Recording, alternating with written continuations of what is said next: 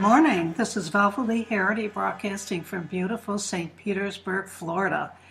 And I'm so happy about this show today because I love dogs.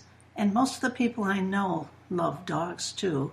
So this show is going to be about dogs. And it was very funny. I listened to a comedian last night, and it just happened to have one of his skits was about the difference between cats and dogs. And I never laughed so hard in my life. So it just pumped me more for this show.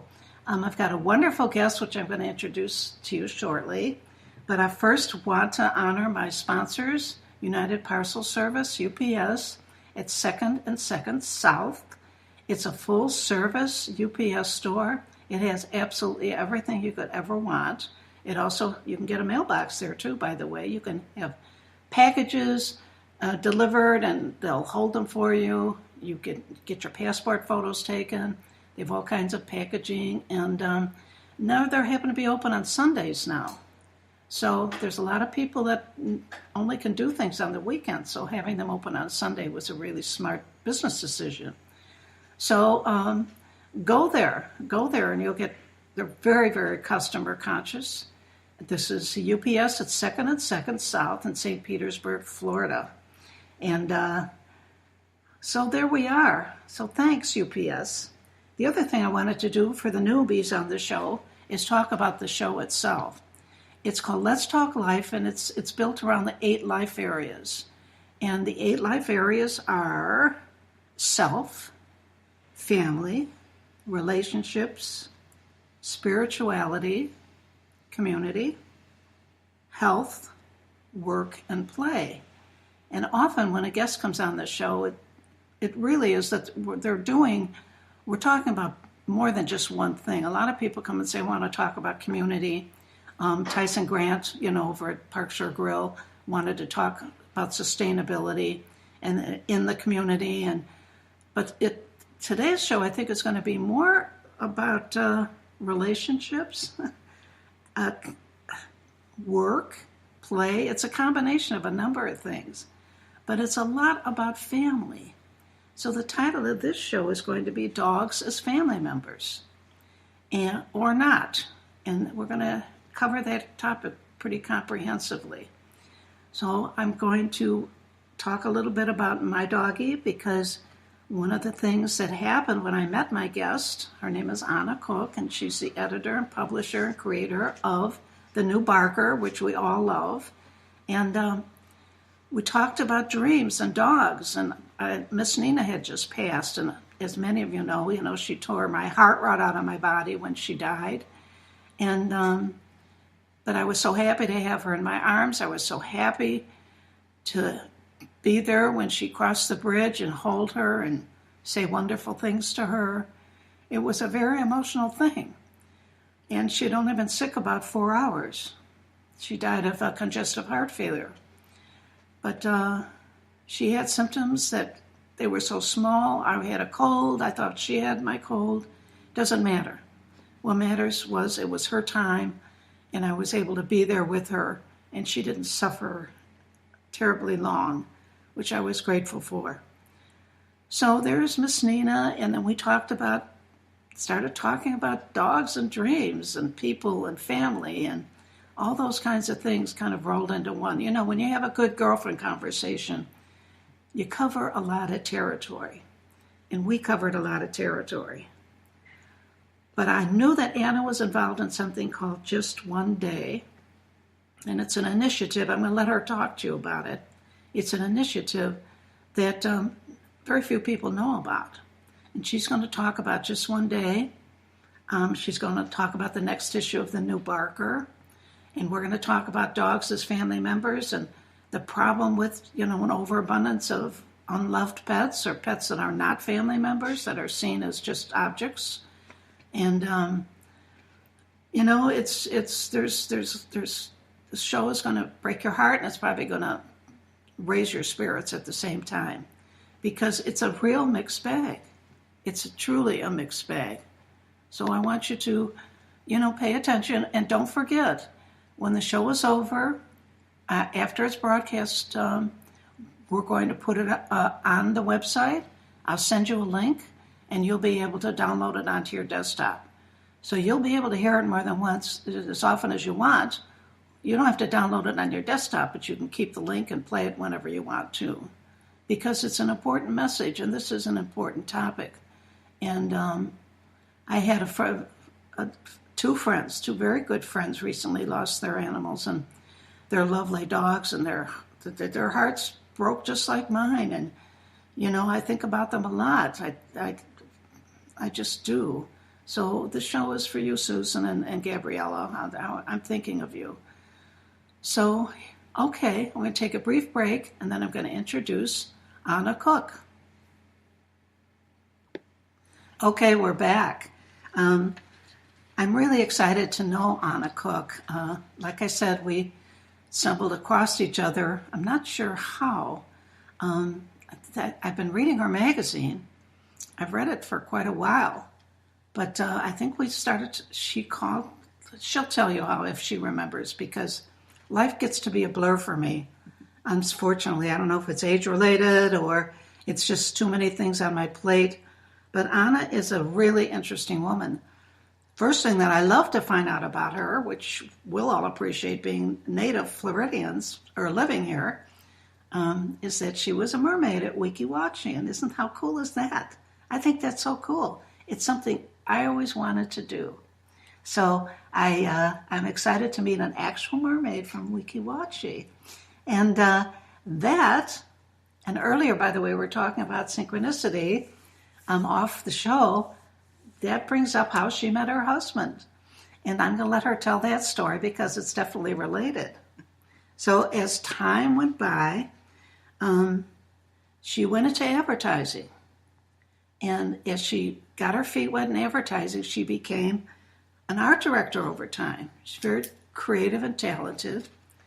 And she designed for ABC, Dolce & Gabbana. I think that is what D&C stands for. Mm-hmm. I'm not a New Yorker, but I figured that out. And she eventually became an agency president. So she's been in advertising quite a while. But I think I'm going to let her tell you, but I think when we do the things like that, there's always something under something that we always wish we wanted to do. And maybe we're not even conscious of it at the time, or maybe an opportunity comes up and wakes us up and says, wow, I didn't know I could do that, or wow, I'm going to do that. There's these wow moments in life, and I suspect this might be one of them. We'll talk about that. I could be wrong.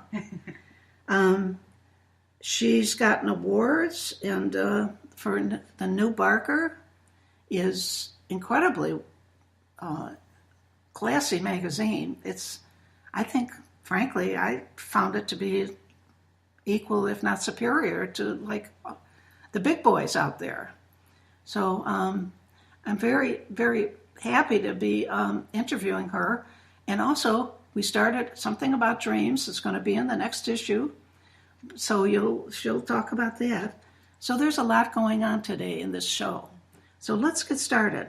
Anna, welcome. Thank you, Velva, and thank you for that wonderful introduction. I appreciate it. You're more than welcome. I'm glad to do that. And I'm intrigued on how, I want you to tell the listening audience how you met your husband, Steve. Well, Weeki Wachee at the time was owned by American Broadcasting Companies, ABC, and he was the director of marketing and sales, and Parliament Funkadelic was coming through town. What is Parliament Funkadelic? They're a rock band. A rock band, okay. Musical, and their song at the time was Atomic Dog. How prophetic. Atomic Dog? Atomic Dog, yes. Bow Wow. Do you have a copy of that song? I do, actually. I think it's actually on, we have a link on the website. But they came through Weeki Wachee, and Steve happened to be, it was at the end of the day.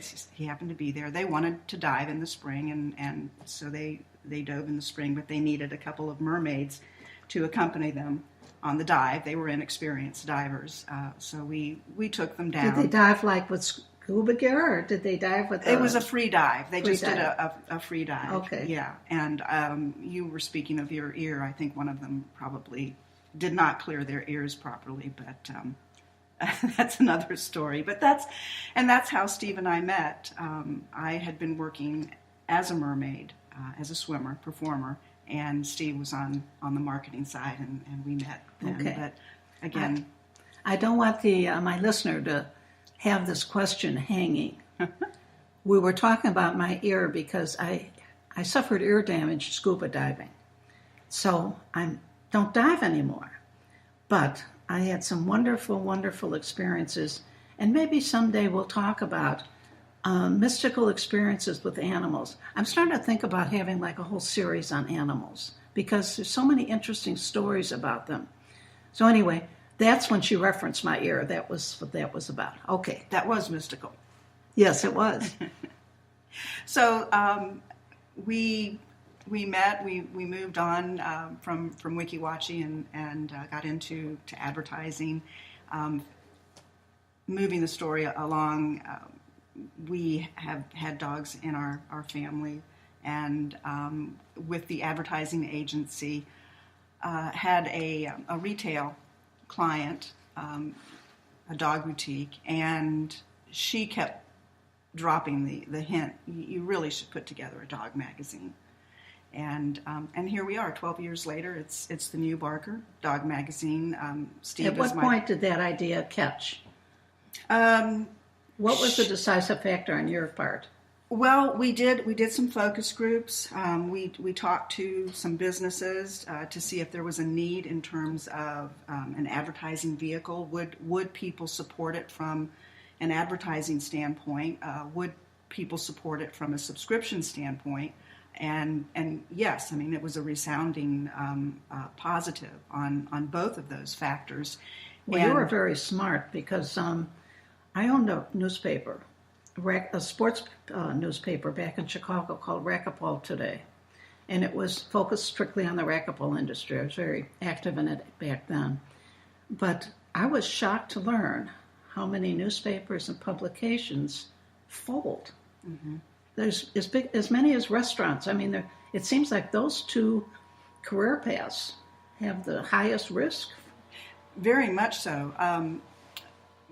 Look what's happening to newspapers. The internet, the newspapers that are surviving are the ones that have been able to integrate social media and the news. But we're receiving news so quickly via the internet that by the time the newspaper comes out, it's almost irrelevant. So there's a constant rebirth to stay relevant. Now, how does that affect the new Barker?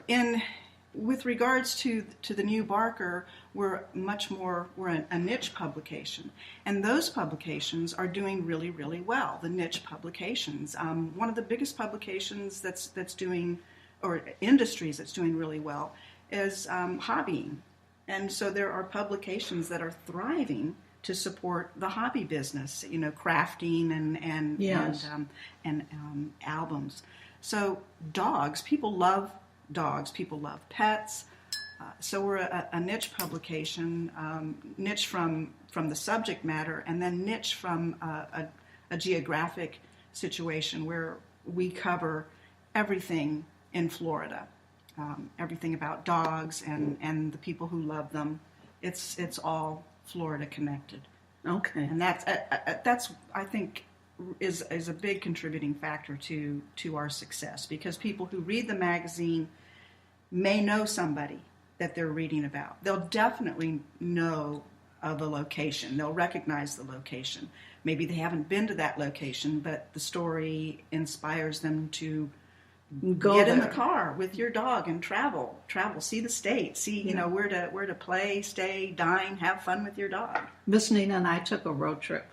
We took more than one, and she was a great traveling companion. But I remember the trip was pretty much organized around her needs, because I couldn't bring her in a restaurant, so we had to figure out all the drive-throughs on the way. I wanted to find doggy parks for her.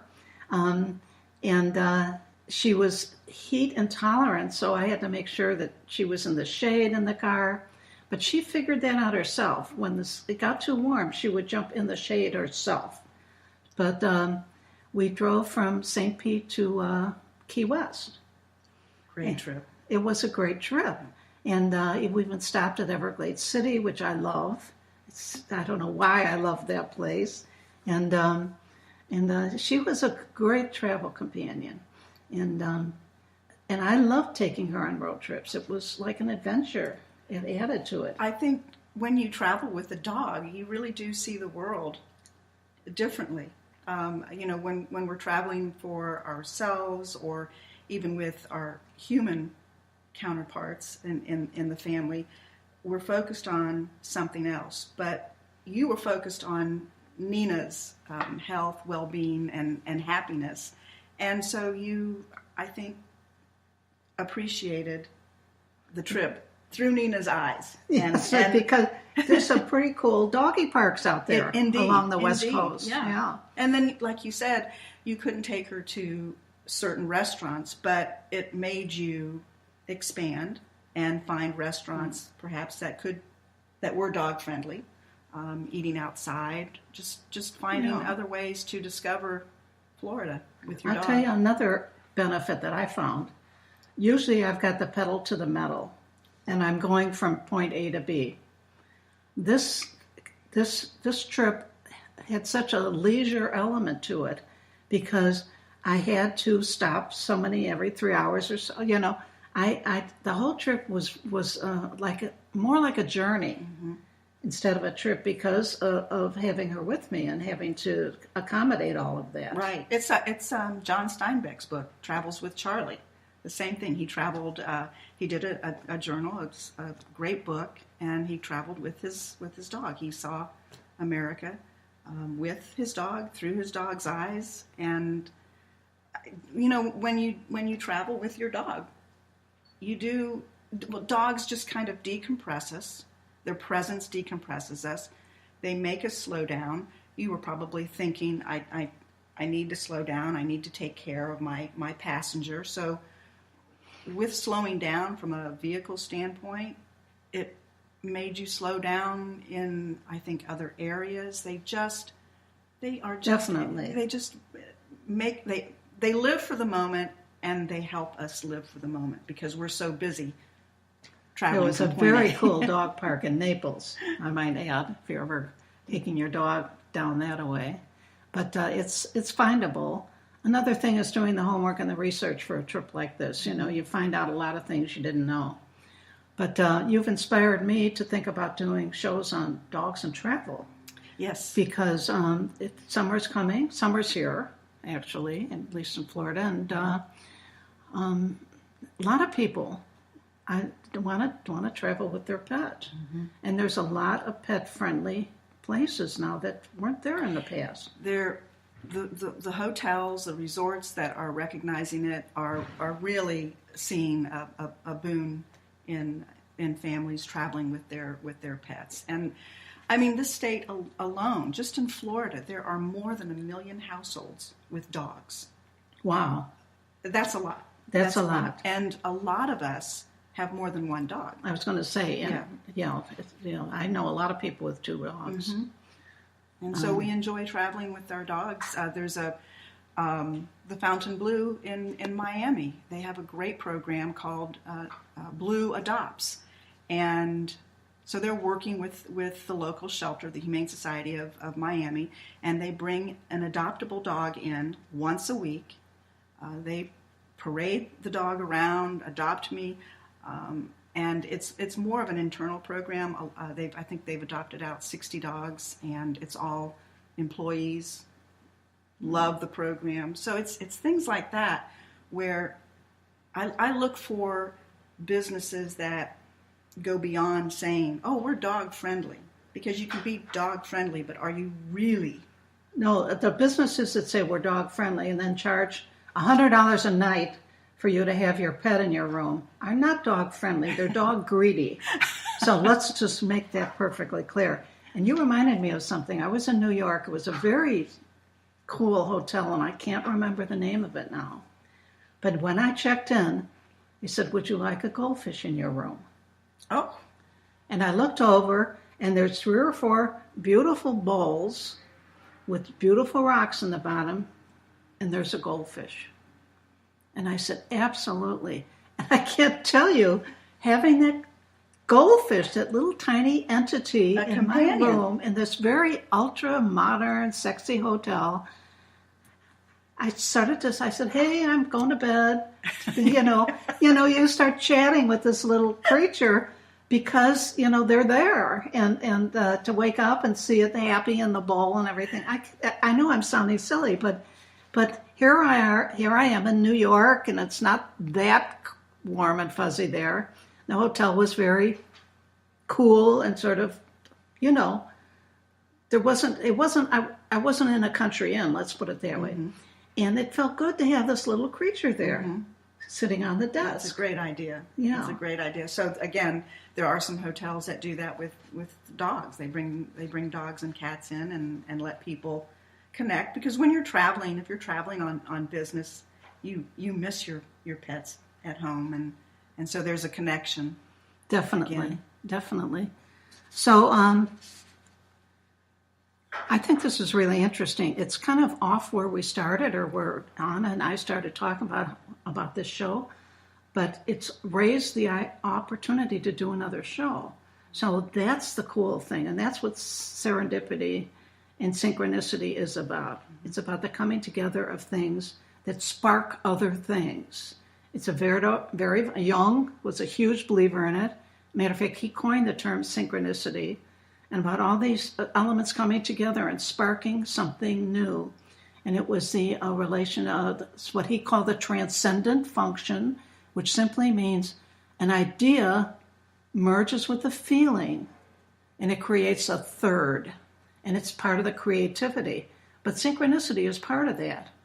So I always like to stick Jung in here in my shows every once in a while, because I learned so much from him, from studying him and becoming his follower. He was my mentor for, I was in 7 years, studied Jung. So anyway, Anna and I both recognize that, and there's a spiritual element to that. Like this little goldfish in the bowl, he became symbolic. It wasn't just a goldfish in a bowl. And that's what triggers people. So, but I do want to shift gears now about the animals as family members. We were talking, and I want her to tell you what this Just One Day is about, because I have a bunch of questions about it. And I think that once you hear about it, you will too. You can always email me at vlhletstalklife@gmail.com if you have a question. And Anna, I'm sure if I can't answer it, she will. So we won't be able to do it during the show, but certainly after the show. So Anna, tell me, what is Just One Day about? It's June 11th, right? Correct. Every year it's June 11th. It is a national initiative, and I introduced it to an advertising partner. This will be our 4th year, Morgan Auto Group. And actually, it was John Marazzi was very, very instrumental in really making sure the rest of the Morgan Auto Group dealerships participated. But what kind of dealership is it? It's an automobile dealership. I'm sorry, I missed that. Okay. And where are we what part of the world are we? Florida, all across Florida. Brandon Honda is right in Tampa, in Brandon, of course. Okay. So I presented the idea to John to have an adopt-a-thon across multiple dealerships. One of the things with the rescue groups who have adoptables is finding public space to present their dogs. And in the summertime, it's very hot to be outdoors. So the dealerships invited the rescue groups inside in the air conditioning. Backing up a little bit, what Just One Day is. The initiative is to bring light to the fact that every day in shelters across this country, we are euthanizing around 10,000 dogs and cats. And that's mostly healthy dogs and cats. They're adoptable dogs and cats. That's shocking. It's very shocking. It is. Because I always thought they had this initiative, spaying, and that they were controlling the animal population.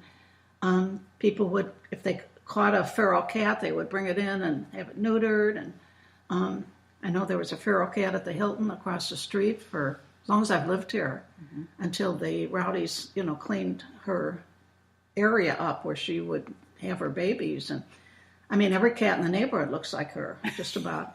And I don't know where she is, but there's still feral cats from that one kitty. So let's talk about why that is. Well, spay neuter is something that shelters, animal advocates, we're pushing for that, but it's not mandatory in states. It's not mandatory in Florida. Why not? It has not been. There's a philosophical issue, a agricultural. It's some people think it's crossing the lines of freedom. Thank you. Yeah, because it's my dog, it's my cat. I can do what I want, but we still have the issue of overpopulation in shelters. And getting back to dogs and cats as family members, many of us believe that they are family members, but there is a certain, some people don't believe they are. I mean, maybe they are for the time being, and then their lives become upended, and the dog or cat is now an inconvenience, and I need to get rid of them because I have a new job, I have a new wife, I have a new baby, I'm traveling across country. I'll get a dog when everything settles down. So they look at them as disposable, almost as a purse or a pair of shoes. Well, it sounds like it's more of an inconvenience. It's what it sounds like to me, and I hear you, and I see this a lot, and I've heard it a lot, but it always boils down to some sort of inconvenience or financial situation. Yes. Now, I'm going to touch on an area that probably is a little sensitive, but I don't see a lot of vets cutting breaks. I don't see a system anywhere where they take into account the finances of a family that surrenders their dog because they can't afford the surgery, they can't afford something. And this came up years ago. My daughter is a vet tech in Chicago. She was going to become a vet, and then she didn't. She was down at University of Illinois, but she became a very, basically a clinician, a vet tech, and she now assists. And now we're getting into this whole thing about how important an animal is. She's an oncology assistant for a doctor that all the doctor does is cancerous animals. So she's her first assistant. And there's a lot of people that will mortgage their home for their pet. Mm-hmm. I mean, money is no object. And then there's people that seriously have nothing, but they love their pet. So years ago when she was in emergency shelter for a long time, she emergency vet, it was a 24-hour service in Chicago in the suburbs. People would bring their dog in for surgery. They'd bring their dog injured. And then the dog needed some kind of surgery, and they never came back and got it because they couldn't pay the bill. Mm-hmm. And I don't ever see or hear, and I'm starting to wonder why, as we're talking, there isn't some consideration. For example, Cook County Hospital in Chicago, where I worked 3 years, largest teaching hospital in the world. You could go there if you had nothing, and you would get top drawer treatment. I don't see a vet system anywhere that makes any kind of accommodation. And I'm going to ask you if you know of one. Yes, and my mind is racing because there are several answers to that question. First of all, there are programs in place to help people who are financially strapped and find themselves in a situation where their dog or cat needs surgery. Veterinarians are businesses, and they have a right to make money. If you have a good relationship, a long-standing relationship with a veterinarian, I would suggest ask if you could be put on a payment program. A lot of veterinarians also know of low-cost spay and neuter, low-cost medical care for our pets. Two of which in the area, right here in St. Petersburg, is Pet Pal Veterinary Clinic. They're affiliated with Pet Pal Animal Shelter. In Hillsborough County, we have Vets for Pets Charitable Clinic. Same thing. They will take the animal. They will take whatever you have in terms of payment to help the animal. I mean, they see hardship cases, and there are people out there that say, well, if you can't afford to take care of yourself, you can't afford a pet. To a lot of these people, that's all they have. I understand that. I understand that. So as a community, we need to find ways to help them stay together, because if they don't stay together, now we've got a homeless animal back in the shelter where we had somebody available to take care of. I hear you, and I totally agree. Now, let me ask you to do this for my listening audience. Do you have any contact information? Well, we all know about Pet Pals, okay? Mm-hmm. That you can Google. But this other organization, do you have a phone number or a website, or how would somebody listening to this show find them? You can Google Vets and then the number 4 Pets Charitable Clinic. Now, do you have to live in Hillsborough County? No, they started out as that, but they are becoming far-reaching, and people who hear about it will travel to Hillsborough County. I can tell you right now, they're only open, I believe, 2 days a week, and there is a line outside the building every morning that they open up. And why? I mean, is there because there's not enough vets, or they can't have enough money, or why is it? I mean, they run strictly on donations, and again, the veterinarians, the vet techs, they're working there on a part-time basis, donating their time and their services. There's a lot of fundraising going on out there, but I want to say Vets for Pets Charitable Clinic is not the only one. If you, again, contact thenewbarker.com. Email me, Anna, A-N-N-A, at thenewbarker.com. And, I mean, if you're struggling with the health care, the upkeep, even feeding your pet, there are programs out there. As far as feeding, as far as low-cost medication, a lot of our SPCA Tampa Bay in Largo, the Humane Society of Pinellas in Clearwater, the Humane Society of Tampa Bay, your radio program is far-reaching. I implore your listeners to, again, go to your local shelter and say, help me. I want to keep my dog. They want you to keep your dog, so they will help you find a solution to keeping your dog. Okay, I hear you. And these are for the people who loves their dog. The dog is part of the family. Mm-hmm. We're going to take a brief break, and we're going to talk about attitudes towards animals, okay? There's a whole group that would sacrifice their life for their dog. I was accused of being in that group because I didn't leave after Irma, and all my family and friends in Chicago were enraged that I stayed because I didn't want to bring Nina to a shelter. They didn't understand there was a lot more to it than that.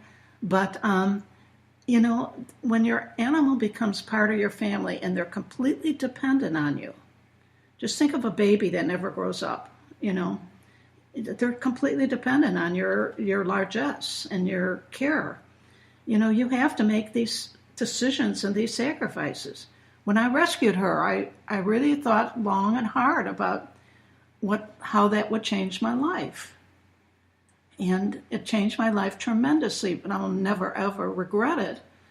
But I consider I call them the Nina years, a very rich experience because I called her my little icebreaker. And I met so many people because of Miss Nina. And then I started writing the night walks for Miss Nina. And suddenly she had a following. Everyone wanted to hear about the night walks. When the truth was, we just walked late at night because it was quiet. And it was cooler, and she was very heat intolerant. Shih Tzus are.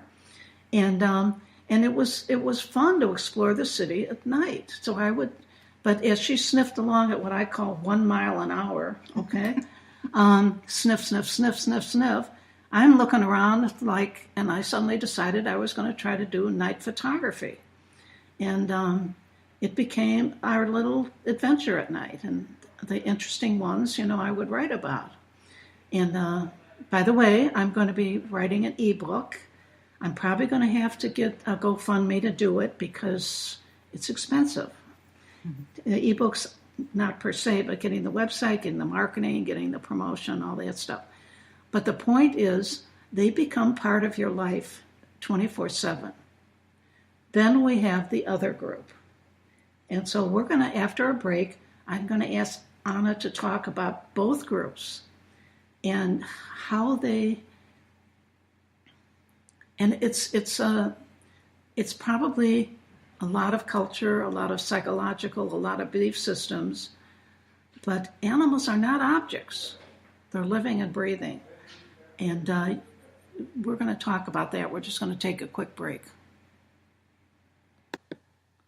Okay, hi, we're back. We're just planning our strategy for the next segment of the show. And this segment is going to be about those folks where animals are part of the family and they become incredibly significant and they're seen as little children. We call them fur babies and all this stuff, and they are babies that never grow up. They're totally dependent on you. But they age, and then suddenly they need a lot more care. They're not the frisky little puppy or the animal. And then there's those that animals are just objects. I mean, they're there. And I often wonder why people even have animals that don't see them as, contributors. And then I was thinking, well, there's the work dog. The dog that is brought on the farm to do a specific task. I mean, there's all kinds of scenarios. We could talk forever on this. But I'm going to ask Anna to talk about her experience in those people that love animals and the animals are part of the family, and then that group that just doesn't feel the same way. Well, the people who love animals, you and I, we know those people. They will do anything for them. The other side, I'll touch on that a little bit, is getting an animal can be an emotional. It's a commitment. But sometimes people say, again, maybe they've lost, they've broken up a relationship, or they're down in the dumps for whatever reason, and they think, I'm going to go get a dog, and they don't research it. They just think, I'm going to go get a puppy. They don't think about the responsibilities. They don't think about their own personal situation. Are they working all day? So they get this emotional crutch of a puppy, and then it becomes work. It becomes, oh my gosh, I didn't realize how much work, I don't have time. And now they've got a problem. And it's easy for them, if they've not bonded with the animal, they'll just surrender the dog. They'll surrender. They're fantastic dogs and cats at shelters that have been owner surrendered for the small fact that I couldn't house train him. I couldn't get him to stop barking. He didn't get along with my kid. These are all trainable problems. All right. What about the person, though, and maybe we're getting into a little social pathology here, mm-hmm. that just drives out to the country and throws their dog out of the car? I mean, there's sacrificing. I mean, to give to a shelter is one thing, and it compared to the other group, it sounds very noble. But what about these people that just drive to some remote place and dump their animals? You know, I think there's a lot of guilt in there. They can't face their own inadequacies. Certainly, you know, there are issues in all of our lives where we feel like we can't face a certain thing the way we're running our lives right now. And some people think, I can't go on with this dog strapped to my side. It's a burden. And so, again, they'll either own or surrender, or, like you said, just dump the dog. Just tie the dog to a fence post and leave. And I don't know how. I don't know how anybody can drive away and look in their rearview mirror and see that dog looking at him or her, thinking, I know you're going to come back for me. I know this is temporary because I believe in you. Well, yeah, but let's talk about that a little. We're talking about character disorder at this point. Sure. We're talking about people that are fundamentally flawed. I know this because you can't abandon anything living that you've had a relationship with or are responsible for, unless you're character disordered. Now, even if you're desperate, a desperate person will still own or surrender, or still go to some firehouses or some places that that are said, no questions asked. Right. These are the people that don't have a capacity for a relationship. Character disordered people have no capacity. That's one of the things about them for a relationship. And so they don't see a pet or a child or a person they're using. Everything is disposable in their mind. So you may see them as desperate. I see them differently. I don't think they get desperate. I think everything they do has got some sort of, it's about me, and I'm going to get rid of the animal because suddenly it's not cute anymore, or it crapped in my carpet or something like that. But there's something fundamentally characteristically wrong with that group of people. Perhaps there's a handful that are desperate, but even in desperation, if you are capable of a relationship, an emotional attachment, it doesn't have to be huge, it doesn't have to be madly in love, like some of us are with our pets, but you have to care about, a living thing that has been in your life. There's a huge problem there for me. And well, that's one of the reasons our shelters are overcrowded. You have a lot of strays out there, again, because people just open the door and let their dogs run loose and figure, well, somebody else could take care of them. Somebody else will find the dog. They believe that the dog will be better off in another situation. That requires compassion. Yeah. That requires compassion. I'm talking about the character disordered people don't have compassion. They operate on what's convenient or inconvenient for them. Sure. There's no heart involved. It's hard to fully understand that because it's so foreign to the human condition. But it's very real. It's very real. Yeah. And we won't even go into the animal abusers on this show. No. But we're talking about embracing, and you skipped over it, but let's now go back to the family who rescues a dog, and the dog becomes part of the family. And then the dog ages, or the dog is ill, and then the owner has to, make accommodations. Right. And that's a personal decision as well. With veterinary care now, one of the reasons it is so expensive is it has improved exponentially over the years. Where 20 years ago a dog had an issue, we took them to the vet would say, there's nothing I can do, let's put the dog to sleep. Yeah, and while it was sad, that was the solution, and you accepted it. Now, I mean, the veterinarians, we have holistic, we have medicines, natural medicines, we have procedures that can be done that can prolong a dog's life.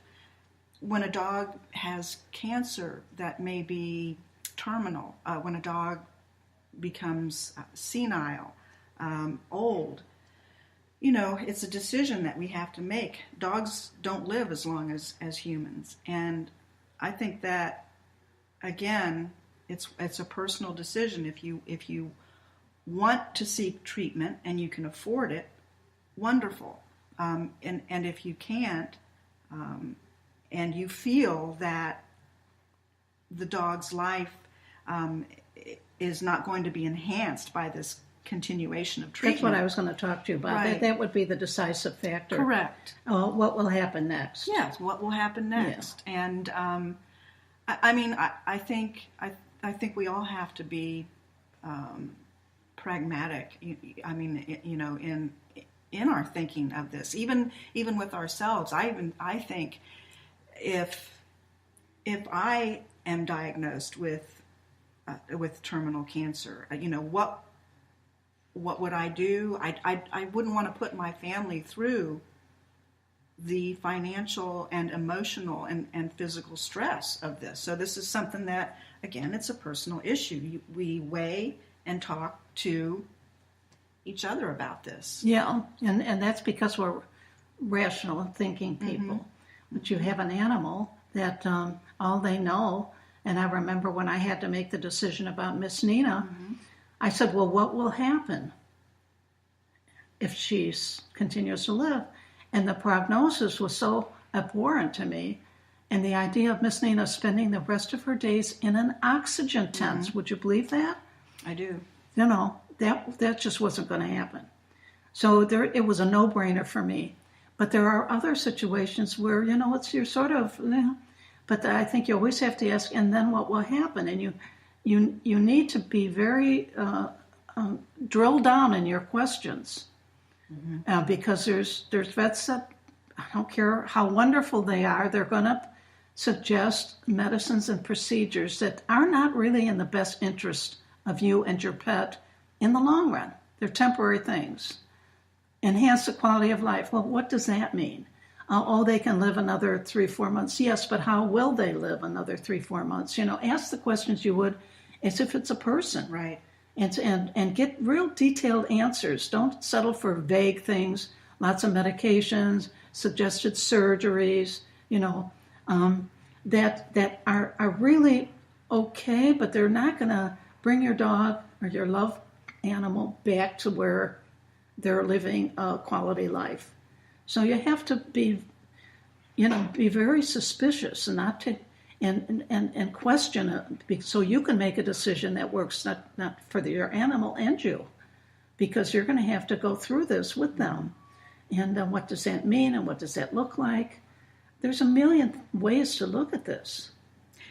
When my heart dog, Zoe, she lived to be 18, and she had a form of dementia, and for, I think, probably a year, maybe a little bit more, I had her in a crate next to our bed, and I would have to put her in her crate, take her outside, put her in front of her bowl. I mean, I was committed to that. That's what you do. We had 3 other dogs. They were all very healthy, but Zoe needed some additional attention. And at the time, my mother, who also had dementia and was dying, I had to watch Mom die, and it hit me that I'm able to make a decision to dignifiably put my dog to sleep, but I have to sit here and watch my mother suffer. I mean, it was a real, I really struggled with that. But it was enlightening too. But talk about a test, mm-hmm. a test of one's character and right. values and beliefs. That's I'm sorry you had to go through that. Well, it was like I said, it was very enlightening. I think Zoe really helped me through the process, and there comes a point in time where okay, this dog Zoe is suffering. It's time to let her go. And I felt, although we were sad, I felt comfortable in our decision. And then I have to go visit my mother, and I can't do anything. I have no power do anything. I hear that. But watch her decline in health. So you say you learned a lot. What did you learn? Well, the cruelty of life, that we're, as humans, that we have not been able to do for humans what we are able to do for our dogs. We're able to, again, dignifiably help our dogs and cats cross over to the other world. And with humans, we just sit there. I mean, we can help them spiritually, but we cannot do anything. Relieve their suffering, you Correct. mean? Yes. Right. Thank you. So, okay, you're welcome. So, is it fair for me to say that you believe in the right to life, right to die? Yeah. Okay. I do. I do. And yeah. I would want it. I would want it for myself. My husband and I have talked about it. Absolutely. I definitely want it. And there.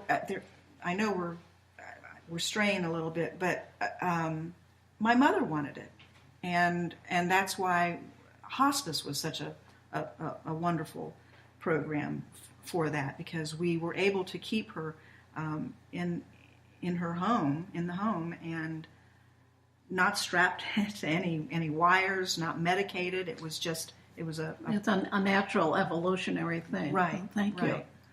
So we have all these issues. So we're talking about those who will go to any lengths to save their family pet or to spare them their suffering in a humane way.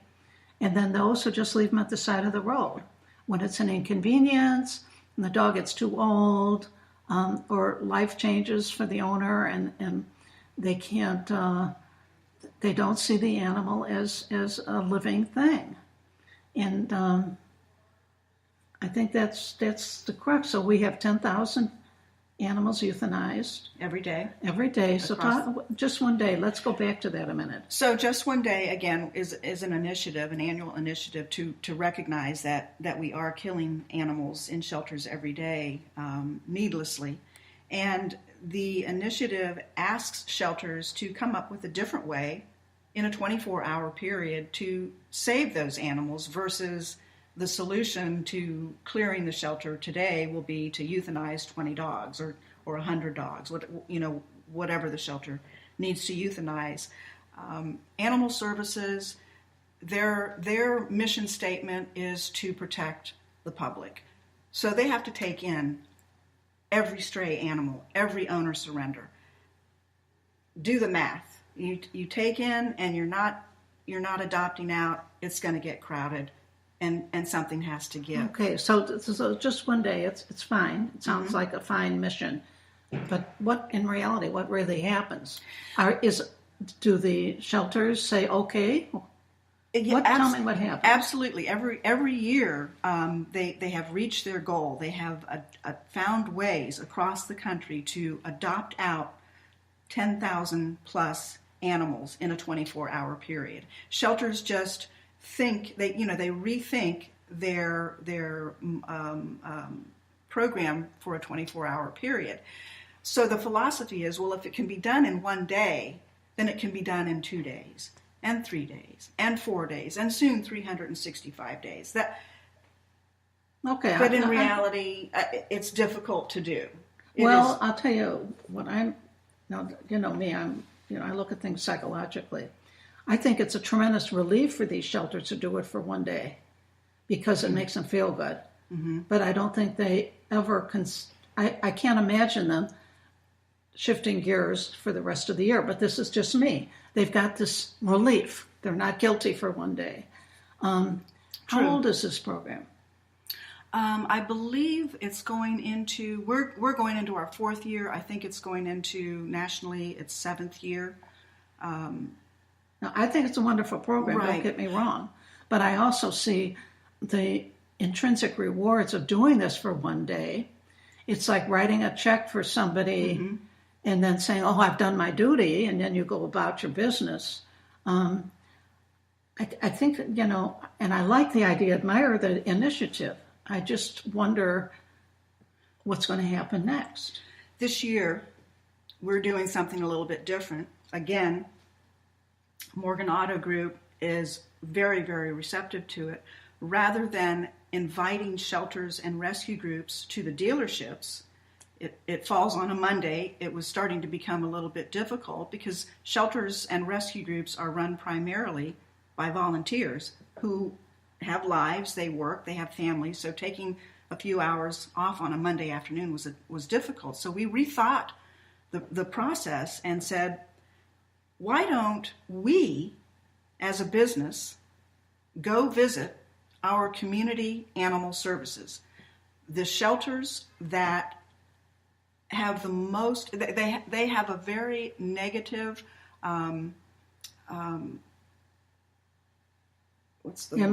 image, thank you, in the community, because they have to take in all of these animals, they have to euthanize the animals. So that's what we're doing. We've got 6 dealerships going to 5 different animal services in their community, and we have an expectations sheet. The dealers that are going, we're sending decision makers. They're going to go to the shelter. They're going to meet with shelter management. We're going to talk and find out how can we improve what's going on at the shelter. And it will be very concrete solutions. It won't be, like you said, just writing a check and then walking away. I've done my job. I feel really good.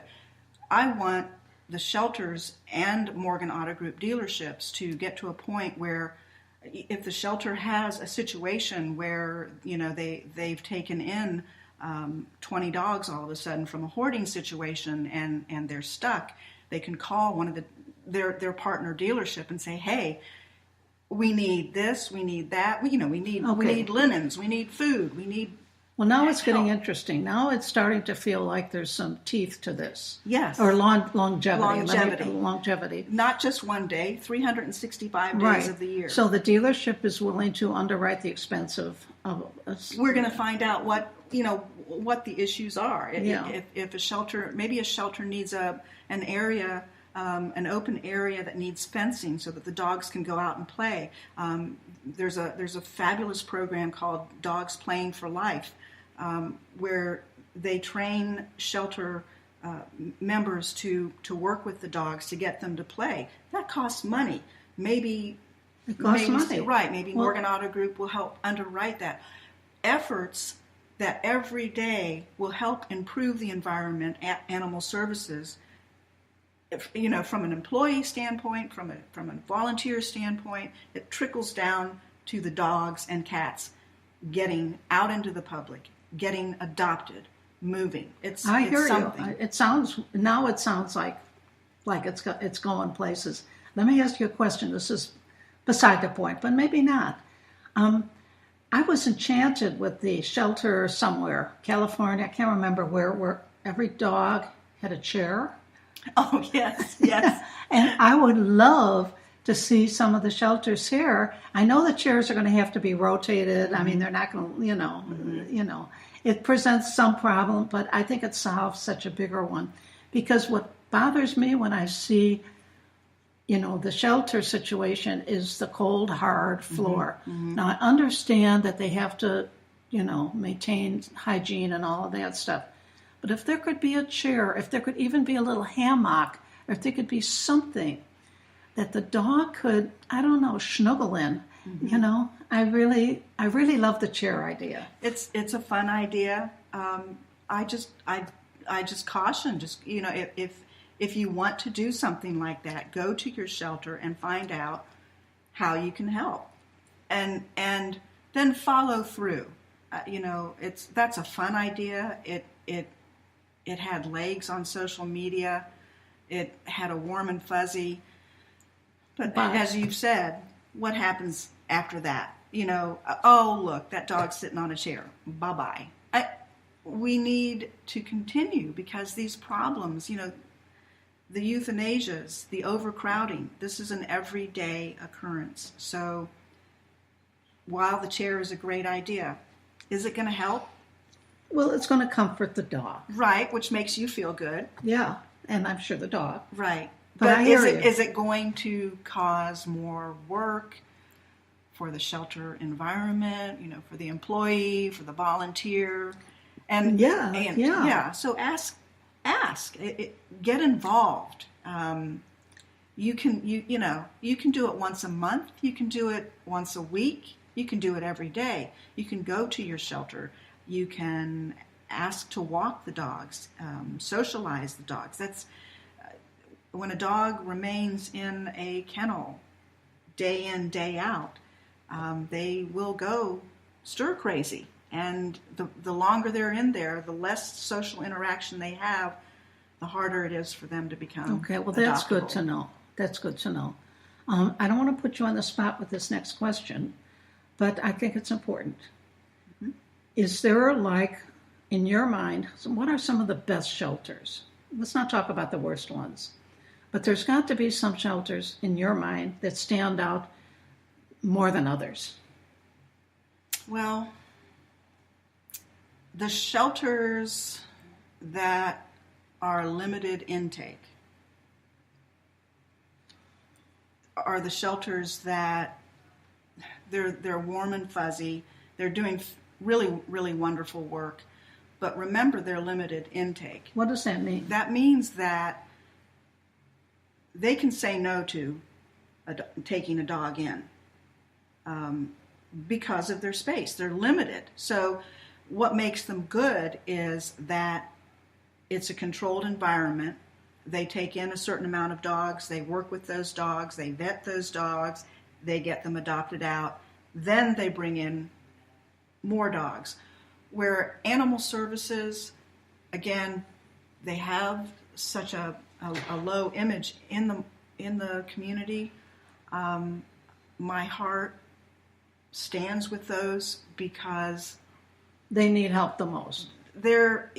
While they're government funded, we know what happens to government funding. It gets cut, and they're still working with what they have to work with, and that is the community's problems. Basically, you have stray dogs, stray cats, as you said, feral cats. They have the issues of the dog fighting or dog hoarding, animal hoarding. So they have to investigate these. They have to bring these animals in. They have to deal with these issues. Where, again, as the limited intake are dealing with the issue at hand, they can make the decision, there's a hoarding case over here. You want to take those 12 dogs in? Yeah, we can do that. Or no. They can also say no. Or we can only take 3 or something Correct. like that. Yeah. Correct. So okay. Who's doing great work?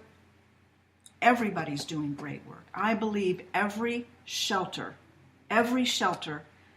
philosophically is doing the best that they can do with what they have. Okay. And that's all that we can expect in life is doing, I'm getting philosophical myself, but the idea of doing the best you can with what you have. You're sincerely the best you can, I believe that 99.9% of the people that are doing this are doing it as best as they can and for the right reasons. Well, I'd say maybe 95%. I'm a little more skeptical than you, but I get your point, and I think that's good to know. So we've gone from we've covered a lot of topics today, and I know that one of the things we talked about was something about what are some of the current or fun projects other than just one day? What's going on with the next issue of the New Barker, for example? Because I've got a vested interest. I'm not pretending that I don't care. I care deeply. So talk about that. Well, we actually, the New York Times earlier this year ran a little story about dreams, animals coming back to us in our dreams. And it was a cute story, and we posted it on the New Barker social media. And suddenly, people, including you, responded to the post saying, "Oh, my dog came back to me in a dream. My beloved dog came back to me in a dream." Is that how we met? Yes. Okay. Yes. I wasn't sure. And I realized there's a story here. And I contacted you, and I contacted several other people and asked if you wanted to go into it, because Did you know I was Dream Mama when you did that? No, I did not know. Okay. I did not know that. So and so obviously dreams are very important to you, and they're important to me too. I have had visitation from several animals and from people, and I find it amazing that some people they never get visited, or somebody contacted me last year and said, "Oh, I miss my mom. Her mom had died. I wish I could talk to her." And I said, "Well, you can talk to her." And she said, "I never thought of that." I mean, you can still talk. You can always communicate. Right. Always communicate. And you can do that with your pets. You can yes, still. You can. So I was, I always answer. So rare that anything on social media comes up about dreams. You connected. That I connect with, that I immediately responded, and I responded as a pet owner, not as a professional dream analyst. So it was just great to see that there's others out there, and the stories were amazing. So that's one of the features that we have in the issue. It was a really, like I said, I contacted you and the other people who are in the story because it's such a sensitive issue. You all touched on it in the social media post, but then when we talked about it, it was so much more. It was so much more. It was an emotional piece to write. I was emotional with you. You were. I met with somebody else, and we were in a coffee shop, and we were crying at the memory of the dream. And so many of the dreams that were told were about people and dogs coming back to them in dreams, but they were interconnected as to why they came back in the dreams. And so that's one of the features that we have in the upcoming issue. Great. Which will be out next week. Oh, it'll be out next week. Run and find it, everyone. Don't worry, I'll be putting it on my Facebook page. Yay. Probably a dozen times. Apparently Miss Nina's in it somewhere. I think it's a spring photo. I think that's the photo. Her eyes. Well, I sent her a lot of photos. Whatever she uses is fine. But the point is that, our animals are incredibly significant to us and are becoming more so. And I think that I would love to continue this conversation. We're out of time. And I would want to start talking about, and if I can find these people, and I know that you can help me find them, number one, the travel story. Number two, the couples that have chosen to have a pet instead of a child. Mm-hmm. They're showing more and more our birth rate is dropping for many reasons that, empty nesters. Many reasons. Empty nesters now. The kids are gone, and now they're focusing on the dogs. We have a lot of topics. So I think I'm going to go ahead and do a series on animals and pets specifically. You will not be want for content. I will not be want for content. Okay, so I want to thank Anna, and one last thing I want to ask is, can you give a parting piece of advice to my listeners? What is the one thing you would like to share with them, a piece of advice? This would go out to probably anybody who volunteers or works in shelters or rescue groups, to not focus on all of the dogs that you have not been able to save, or so you think, but to focus on those dogs that you have been able to give a second chance to.